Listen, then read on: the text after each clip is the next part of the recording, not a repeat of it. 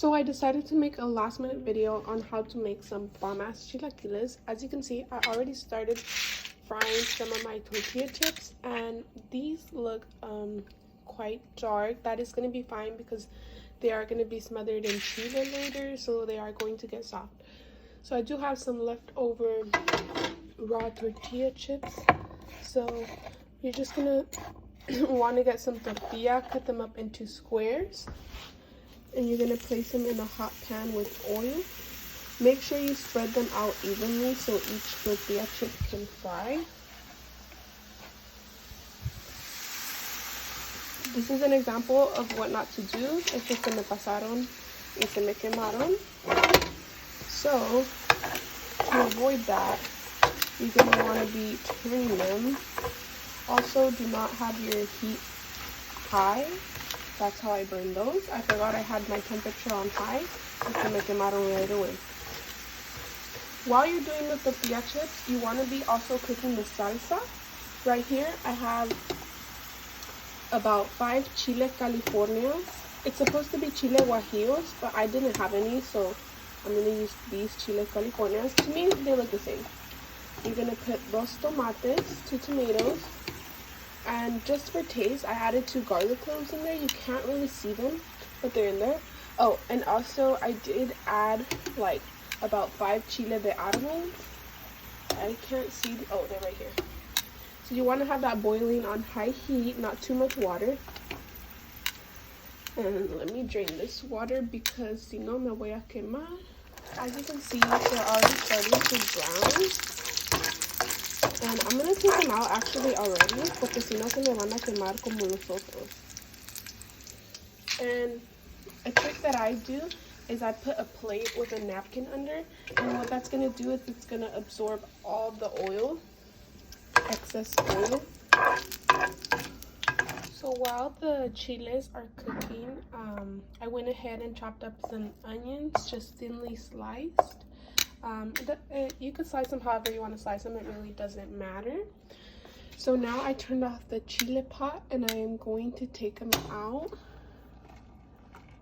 I'm going to take out the chile californias first and drain them.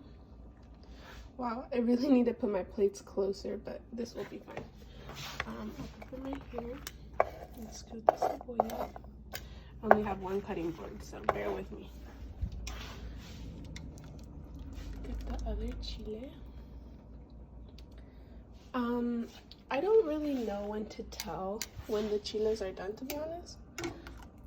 I mean, well, no, I take that back. Yes, I do. It's when they start like opening and peeling like this. That's when you know they're ready. But usually, oh, that's funny. They're different colors. Usually, I go based off of the tomates when they're peeled like this. And then take out the chile de árbol. And now what you're going to do is I do not take off the seed, but I take this part off. And then I throw them in the blender. So I have everything in my blender. I have the tomates, the chile california, and a piece of cebolla. I didn't have white cebolla. The white cebolla would be better, but the purple is fine. So I left out 2 chiles because I felt like maybe it's going to be too spicy and I want to test it out first. And then if it's not too spicy, add it. It's better to add than, you can't take off spiciness. So, excuse my fingers. Put it on the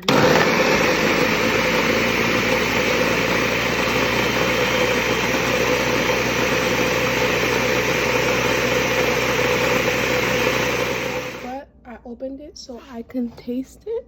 I think I'm just gonna taste it from over here.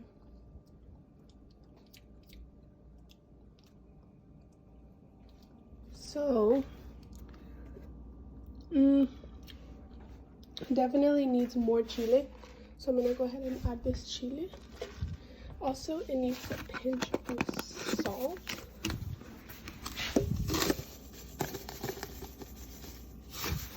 And then I'm gonna go ahead and put that back in the blender.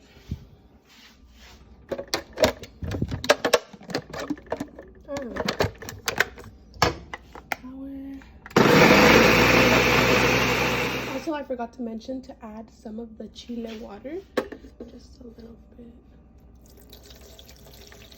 just so the salsa isn't chunky.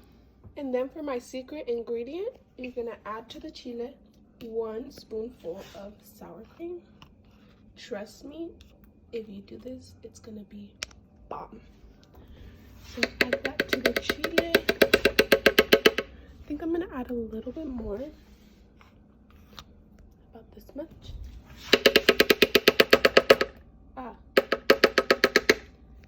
And add it to the blender. There we go. If we need more, we'll add more, but for now, we'll just do that. Oh no, I'm making a mess. Don't worry, I'll clean it up.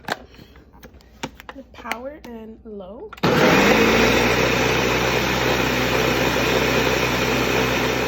can't show you the next part because I am recording on my iPhone, but basically I'm gonna pour the chile onto the pan. It's already on.